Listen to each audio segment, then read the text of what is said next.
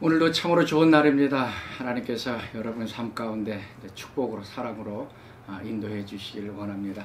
마지막 때에 주의 성령을 남정과 여정에 부어준다고 했습니다. 아침에 일어날 때마다 성령 충만함으로 일어나고 또 하나님이 주신 또 비전과 또 꿈과 환상을 가지고 살아가는 여러분들 될 수 있기를 바랍니다. 자, 오늘 말씀 요한일서 5장 12절에서 마지막 절까지 같이 읽도록 하겠습니다. 내가 하나님의 아들의 이름을 믿는 너희에게 이것을 쓰는 것은 너희로 하여금 너희에게 영생이 있음을 알게 하려 함이라. 그를 향하여 우리가 가진 바 담대함이 이것이니 그의 뜻대로 무엇을 구하면 들으심이라. 우리가 무엇이든지 구하는 바를 들으시는 줄을 안즉 우리가 그에게 구한 그것을 얻을 줄을 또한 아느니라. 누구든지 형제가 사망에 이르지 아니하는 죄 범하는 것을 보거든 구하라. 그리하면 사망에 이르지 아니하는 범죄자들을 위하여 그에게 생명을 주시리라. 사망에 이른 자가 있으니 이에 관하여 나는 구하지 아니하노라. 모든 불의가 죄로 돼 사망에 이르지 아니하는 죄도 있도다. 하나님께로부터 난 자는 다 범죄하지 아니하는 줄을 우리가 아노라. 하나님께로부터 나신 자가 그를 지키시매 악한 자가 그를 만지지도 못하느니라. 또 아는 것은 우리는 하나님께 속하고 온 세상은 악한 자 안에 처한 것이며 또 아는 것은 하나님의 아들이 이르러 우리에게 지각을 주사 우리로 참된 자를 알게 하신 것과 또한 우리가 참된 자 곧 그의 아들 예수 그리스도 안에 있는 것이니 그는 참 하나님이시요 영생이시라. 자녀들아 너희 자신을 지켜 우상에서 멀리하라. 아멘. 이제 요한 일서를 이제 마무리하면서 사도 요한은 우리가 분명히 알아야 할 것에 대해서 몇 가지 얘기해 주고 있습니다. 13절 말씀 보면 내가 너희에게 이것을 쓰는 것은 너희로 하여금 너희에게 영생이 있음을 알게 하려 함이라. 우리 가운데 영생이 있음을 알게 하기 위하여 이 책을 썼다라고 얘기를 합니다. 요한이 썼던 요한복음의 그 마지막 그 부분에서 요한복음을 쓰게 된 목적은 불신자들에게 쓰는 것입니다. 그래서 예수 그리스도를 너희가 믿고 영생을 얻게 하려 함이라. 이것이 이제 요한복음의 목적입니다. 이제 불신자들 향해서 예수님을 믿고 영생을 얻는 것. 요한일서를 쓴 목적은 그 예수를 믿는 자 안에 영생이 있다는 것을 이제 알게 하는 것. 자, 여러분 안에 영생이 있는 것 믿으시길 바랍니다. 예수를 나의 구주로 고백하고 나의 삶에 전폭적으로 받아들이는 여러분에게는 영생이 있습니다. 어떤 사람들은 영생을 받았는가 안 받았는가 혼란스럽기도 하지만 요한일서는 그 영생 받은 자의 여러 가지 특징에 대해서 이제 얘기하죠. 이제 하나님을 사랑하고 또 형제를 사랑하고 또 계속 죄를 짓지 않는 사람. 바로 그런 사람은 하나님께로부터 난 자, 이제 거듭난 자이기 때문에 영생이 그 사람 속에 이제 있다라는 얘기입니다. 오늘 하루 여러분 가운데 영생이 있음을 알고서 생활하실 수 있기를 바랍니다. 그 다음에 이제 기도에 대한 확신을 얘기하고 있습니다. 그 14절 말씀 보면 그를 향하여 우리가 가진 바 담대함이 이것이니 그의 뜻대로 무엇을 구하면 들으심이라 라고 얘기를 합니다. 그 앞부분에서 하나님과 우리가 상호 거주하는 것에 대해서 얘기했습니다. 하나님 우리 안에 거하고 우리가 하나님 안에 거하고, 그러니까 마치 포도나무의 비유처럼 서로 하나님 내 안에 이제 하나님이 들어와 계셔서 사시고 나를 통하여 하나님이 이제 움직이시고 또 생각하시고 말하신다는 것을 계속 우리가 이제 배웠습니다. 마치 이제 요한복음에 동일한 말씀이 나오죠. 내 말이 너희 안에 거하고 너희가 내 안에 거하면 무엇이든지 구하라. 그리하면 이루리라 라고 얘기합니다. 이제 포도나무의 그 원리입니다. 하나님이 우리 가운데 들어오시고 우리가 하나님 안에 거하고 말씀과 기도를 통해서 계속적으로 하나님 안에 거하게 되면 하나님과 우리가 이제 연합이 됩니다. 그리고 조화가 되고 이제 하나가 이루어집니다. 그래서 이게 내 생각인지 하나님의 생각인지 잘 구분하지 못할 정도로 이렇게 연합적인 관계로 갑니다. 이것이 이루어지지 않으면 이제 내 생각 따로, 이제 하나님 생각 따로 이제 분리가 되겠지만, 나의 삶을 전폭적으로 하나님께 드리고, 그 다음에 하나님이 우리 가운데 거하시면 그 사람은 하나님과 이미 하나 된 것이기 때문에. 그래서 하나님께 구하는 것, 그거는 이제 하나님의 뜻을 따라서 이제 구하는 것이 됩니다. 특별히 우리가 어떤 것을 구할 때에 이것을 구할까 저것을 구할까 아니면 이걸 할까 저것을 할까 할 때에 보통 우리가 원하는 것이 있습니다. 그리고 우리가 유익이 되는 것이 있습니다. 그러나 또 한 가지는 하나님께 영광이 되는 것이고 하나님이 드러나는 그런 것이 있습니다. 이 둘 가운데 우리가 기도할 때는 마음속으로는 내가 원하고 나에게 유익이 되는 것을 기도하고 싶어요. 그렇지만 내 안에 하나님이 거하시면 이제 하나님의 영광을 위하는 것을 선택하고 그걸 구하게 됩니다. 나중에 봐서도 이쪽 것이 더 훨씬 좋았는데 하면서 좀 후회하는 경우도 있지만 하나님께서는 나중에 이 모든 것들을 이제 더 보충해 주시는 것들을 우리가 보게 됩니다. 그래서 하나님의 뜻대로 구하면 이제 하나님께서 들어주신다라고 얘기를 합니다. 내 뜻이 아니고 하나님의 뜻, 하나님의 뜻을 간구하실 때 하나님이 이제 들어주신다라는 얘기죠. 그래서 어떤 사람은 그렇게 얘기합니다. 그러면 하나님의 뜻이 있는데 왜 우리가 기도해야만 하는가라고 얘기를 합니다. 어떤 면에서는 맞지요. 하나님의 뜻이 분명하게 있는데 왜 그걸 우리가 기도하게 하느냐라고 하는 거예요. 그래서 옛날에 믿음의 선배들은 이걸 이렇게 얘기합니다. 하나님이 나를 통하여 하나님께 기도한다 인 것입니다. 다시 한번요. 하나님이 나를 통하여 하나님께 기도하신다. 참 이게 재미있는 표현입니다. 그러니까 내가 하나님께 간구하는 나의 기도 제목, 욕망, 계획 이것을 기도하는 것이 아니라 하나님이 우리 가운데 거하는 자, 성령이 그 안에 거하는 자는 하나님께서 우리 마음 가운데 하나님의 뜻을 계시해 줍니다. 하나님의 마음을 계시해 주고 하나님이 원하시는 것을 우리 마음속에 보여줍니다.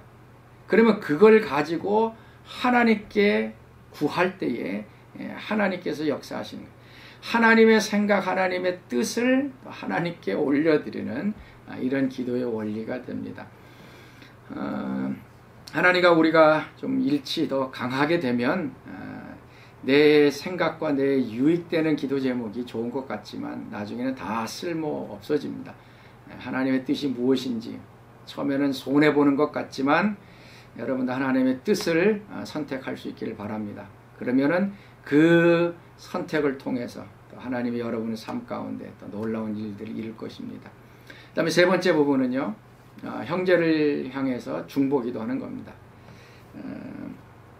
16절 말씀 보면 누구든지 형제가 사망에 이르지 아니하는 죄 범하는 것을 보거든 구하라. 그리하면 사망에 이르지 아니하는 범죄자들을 위하여 그에게 생명을 주시리라. 사망에 이르는 죄가 있으니 이에 관하여 나는 구하라 하지 않노라.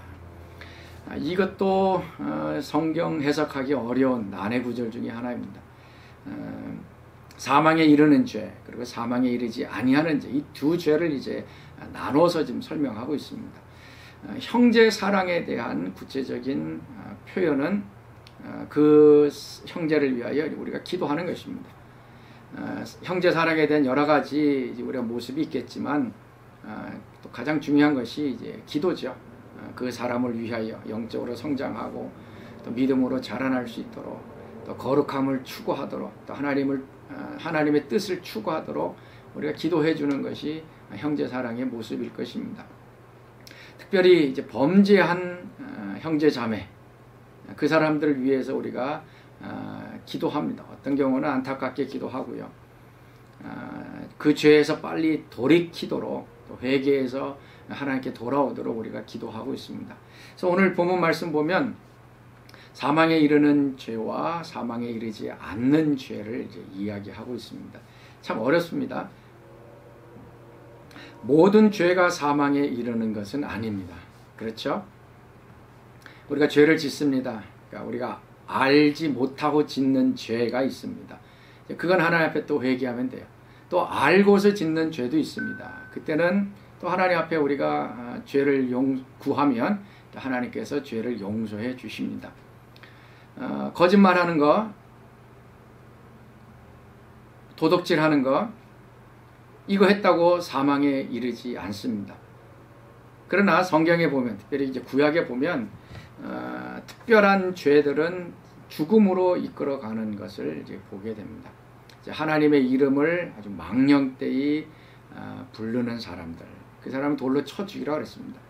그리고 음행하는 사람들, 이 사람들도 돌로 치라 그랬죠.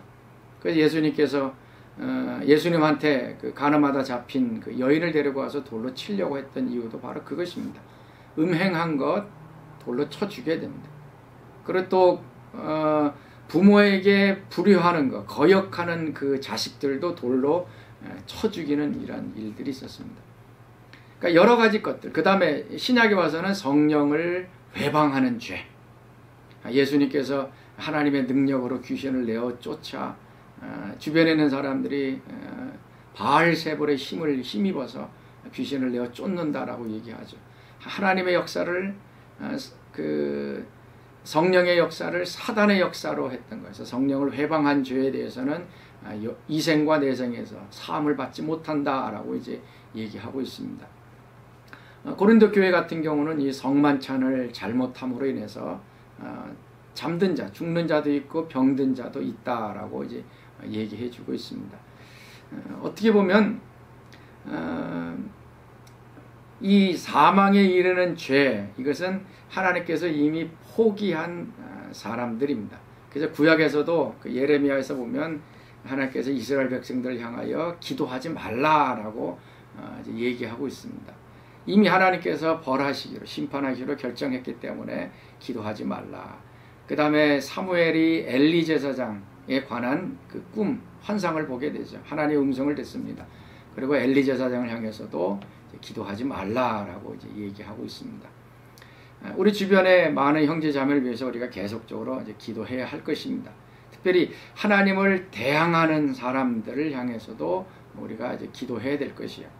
어떤 사람들이 이것이 성령 회방하는 죄다라고 하면서 그 사람들 위해서 기도하지 말라라고 얘기하지만 하나님께서 포기하지 않으셨다면 이제 그 사람도 하나님께서 건져주시고 또 생명을 주실 것입니다. 그래서 우리가 할 일은 계속적으로 기도하는 것입니다. 특별히 죄 가운데 빠져 있을 때에 그 사람이 되돌아올 수 있도록 우리가 계속적으로 기도할 수 있기를 바랍니다. 그리고 이제 마지막 부분 가서는 우리가 안다라고 하면서 이 확실성에 대해서 얘기합니다. 18절 말씀 보면 하나님께로부터 난 자는 다 범죄하지 아니하는 줄을 우리가 안다. 하나님께서 난 자마다 습관적으로 아니면 죄 가운데 빠지지 않는다. 그 이유는 하나님께로부터 나신 자, 이건 예수님이죠. 그가 지키심에 악한 자가 그를 만지지도 못한다. 그러니까 하나님, 예수님께서 우리를 이렇게 지켜주시기 때문에 또 죄의 여러 가지 유혹, 사단이 우리를 막 만져서 또 유혹을 해서 끌고 가서 우리로 죄를 지으려고 했을 때에 예수님께서 그걸 막으신다라는 얘기입니다.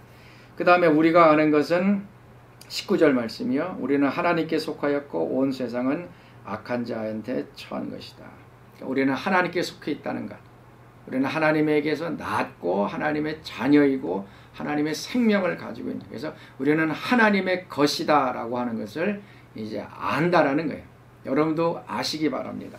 그리고 세 번째로 20절 말씀, 또 아는 것은 하나님의 아들이 이르러 우리에게 지각을 주사 우리로 참된 자를 알게 하신 것. 우리에게 지각, 올바른 생각, 깨달음을 주셔서 참된 자 예수 그리스도를 알게 하셨다. 그래서 우리가 안다라고 말씀하고 있습니다. 영생이 있는 건 여러분들 아실 수 있기를 바랍니다. 내가 구원 받았는지 안 받았는지 막 흔들리지 마시고 하나님 예수 그리스도를 메시아, 하나님의 아들 그리스도로 믿으면 영생이 있습니다. 그리고 그 사람은 죄를 범하지 않는 그런 은혜가 있습니다. 그리고 우리가 하나님께 속해 있다는 것을 알게 되고, 그래서 그의 삶은 이제 거룩한 삶으로 이제 살아가게 되어지고요. 그 다음에 우리가 참된 자를 알았다, 진리를 안다는, 참된 분을 알고 오늘도 살아간다라고 얘기를 합니다. 자, 오늘 하루 살아가면서 여러분 가운데 생명이 있다는 것 기억하시면서 살아가시길 바랍니다. 그리고 주변에 우리 형제 자매들 위해서 좀 기도할 수 있길 바랍니다. 힘들어하고 있는 사람들 위해서 기도하시고, 그 다음에 시험 든 사람들, 또 죄 가운데 있는 사람들 계속적으로 기도하시고, 그리고 하나님께서 그만두라고 하실 때까지 계속 기도하시면서 그 사람이 하나님께 다시 되돌아오고 생명 가운데 들어오는 귀한 역사들을 볼 수 있기를 바랍니다. 우리 같이 기도하겠습니다. 하나님, 우리에게 예수 그리스도를 믿게 하시고 영생을 허락해 주시니 참으로 감사합니다. 하나님 안에 거하게 하시고 또 하나님이 우리 안에 거하는 놀라운 은혜를 더하여 주시니 참으로 감사합니다. 이 믿음을 가지고 살아가는 저들 되게 하여 주옵소서. 또 하나님의 뜻대로 무엇이든지 구하면 하나님께서 들으신다는 건 확신을 갖고 오늘도 기도할 때에 내 욕심도 있지만은 하나님이 주시는 생각, 하나님의 뜻, 하나님의 나라를 먼저 구할 때에 이 모든 것들을 더하여 주시는 하나님의 은혜를 경험하도록 축복하여 주옵소서.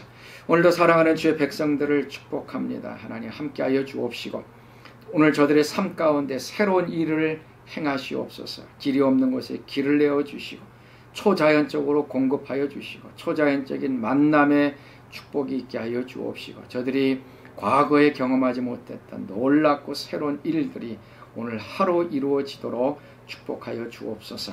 기도의 응답이 있게 하여 주옵시고 치유가 있게 하여 주시고 또 새로운 하나님의 은혜를 맛보는 귀한 하루 되도록 축복하여 주옵소서.